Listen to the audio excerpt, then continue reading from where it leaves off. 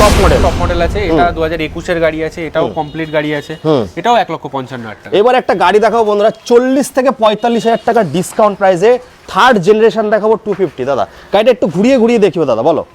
250 আছে, 250 এটা 2022 এন্ডের গাড়ি আছে, ঠিক আছে? এটা মার্কেটে অনেক দাম দাদা, প্রচুর দাম, আমার প্রচুর। কাছে 1,55,000 টাকা দিলেই হবে।